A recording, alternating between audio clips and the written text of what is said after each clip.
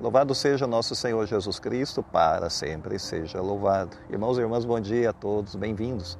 Esse momento de oração, de reflexão da Palavra de Deus.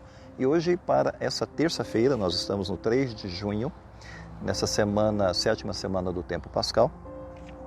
Vamos pedir a Deus que nos dê a sua luz, enfim, a sua bênção desse dia, também para esse momento de reflexão da Palavra de Deus em João capítulo 17, que agora nós vamos iniciar.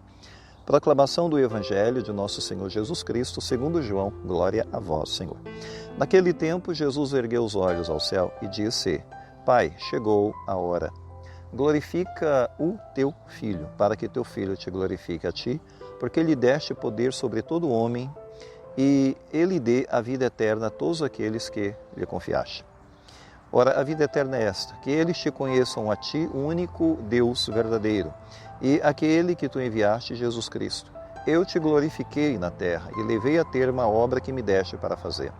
E agora, Pai, glorifica-me junto de ti com a glória que eu tinha junto de ti antes que o mundo existisse. Manifestei o teu nome aos homens, que tu me deste do meio do mundo. Eram teus e tu os confiaste a mim, e eles guardaram a tua palavra. Agora eles sabem que tudo quanto me deste vem de ti, pois deles as palavras que tu me deste. E eles as acolheram e reconheceram verdadeiramente que eu saí de ti e acreditaram que tu me enviaste. Eu te rogo por eles, não te rogo pelo mundo, mas por aqueles que me deste, porque são teus. Tudo que é meu é teu e tudo que é teu é meu, e eu sou glorificado neles. Já não estou no mundo, mas eles permanecem no mundo enquanto eu vou para junto de ti. Palavra da salvação, glória a vós, Senhor. Bem, irmãos, nós percebemos hoje no Evangelho, em João 17, essa bela oração de Jesus. E, antes de tudo, Jesus, ele, na sua oração, nessas palavras dirigidas a Deus e aos seus discípulos, a gente percebe que Jesus diz que chegou a hora. E a hora de Jesus é um momento de provação. A gente sabe que é aquela hora que ele vai ter que enfrentar a agonia e a dor. Mas é um kairós divino, porque tudo tem um tempo para acontecer, né? Todas as coisas desse mundo têm um tempo. A glória que ele pede aqui não é um triunfalismo, mas é a glorificação do amor que vai se manifestar na cruz. O amor que se revela ao mundo. E é dessa glorificação que ele está falando aqui. E a vida eterna, Jesus define não como um lugar, mas ele define isso como um encontro pessoal. No versículo 3, a gente percebe que a maneira como ele coloca isso, né? A vida eterna não é uma espécie de recompensa, mas é conhecer o Pai e o Filho e ter um relacionamento íntimo com o Pai e com o Filho. É isso que define a essência da vida eterna. Depois, Jesus ele fala da missão cumprida, da obra consumada, no versículo 4, entre aspas. Ele diz assim: eu levei a termo a obra que me deste para fazer, entre aspas, fecha aspas. Ou seja, Cristo ele declara que antes de morrer, ele levou a termo a obra que ele veio realizar.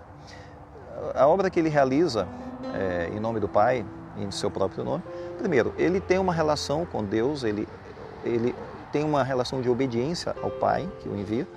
Ele revela o Pai aos pequenos também, tem uma revelação que ele faz, e ele foi muito claro e explícito nessa revelação. E ele também amou até o fim, mostrando, né, o serviço, o amor, e vai até a cruz. Ou seja, a verdadeira grandeza, ela vai se revelar de fato no serviço. Ele realizou esse serviço de salvação pela humanidade. Mas também ele revela que existia uma glória pré-existente. Antes da glória se revelar nesse mundo, ela já estava com Deus. Versículo 5. Glorifica-me com a glória que eu tinha junto de ti, entre aspas. Quer dizer que era antes. Ou seja, revela uma divindade eterna que pré-existia porque ele já estava lá antes de vir aqui. Ou seja, e agora essa glória, claro, ela vai ser uma glória que vai se manifestar na cruz, com chagas, com dor e sofrimento. Para elevar a humanidade ao seio da humanidade, ele tem que descer a miséria que essa humanidade vive, uma humanidade perdida no pecado. Ele tem que descer até aí, colocar seus pés nessa lama do pecado, porque é assim que ele faz. Ele sai da glória de Deus para pisar na lama, o que é um ato de grande misericórdia de Deus, né, fazer isso. Ou seja, o que o Pai confiou ao Filho, quando ele revela isso, tudo que o Pai lhe confiou, do versículo 6 ao versículo 10, porque os discípulos são chamados aqui, entre aspas, aqueles homens que me deste, versículo 6. Homens que me deste, porque guardaram a palavra, porque acolheram a revelação, enfim. Jesus ora e reza por eles, né, para fortalecê-los. E Jesus fala: eu sou glorificado neles, naqueles que me deste. Veja como que a glória de Cristo, versículo 10, a glória de Cristo, né, que vai ser de alguma maneira contemplada na vida de seus discípulos. A sua glória brilha naqueles que vivem o seu amor. É assim que a gente glorifica Deus. E eles permanecem nesse mundo, porque eles não vão embora com Cristo. Eles não saíram do mundo com Cristo. Cristo não pediu isso. Cristo morre na cruz e ele vai embora. Mas no versículo 11 fica claro, eles permanecem no mundo. E a igreja, então, ela vai ficar e permanecer como um sacramento, como um sinal da presença de Cristo. E seus discípulos ficam como presença nesse mundo, evidentemente. E são enviados para serem testemunhas. Sal da terra e luz do mundo, entre aspas, como Jesus vai ensinar. Como sinais vivos da presença de Cristo nesse mundo e sinal do reino de Deus. Portanto, essa passagem nos mostra o coração de Cristo, né? Praticamente, onde ele revela a vida eterna, que a vida eterna é um relacionamento com o Pai e com o Filho, conhecer o Pai e o Filho. E nós somos confiados ao Filho pelas mãos do Pai, porque nós somos um dom do Pai para Cristo, porque Ele morre por nós e morre pela igreja. Portanto, a gente tem que perguntar como que nós vivemos essa consciência de ser amados e de ser escolhidos por Deus.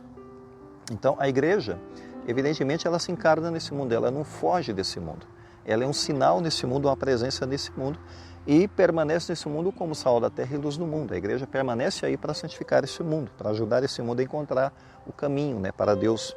Enfim, como a gente irradia a luz de Cristo nesse ambiente que tanto nos desafia hoje em dia? Vamos pensar nisso, porque nós devemos ser sal da terra e luz do mundo, né? Cristo também nos envia, Ele nos consagra e nos envia. Vamos pedir a Deus então hoje, né, essa bênção, e para nós encerrarmos o Evangelho. Não deixe de curtir, de dar o seu gostei para essa reflexão. O Senhor esteja convosco, Ele está no meio de nós. Abençoe-vos Deus Todo-Poderoso, o Pai, o Filho e o Espírito Santo. Amém. Fiquemos em paz, o Senhor nos acompanhe. Graças a Deus.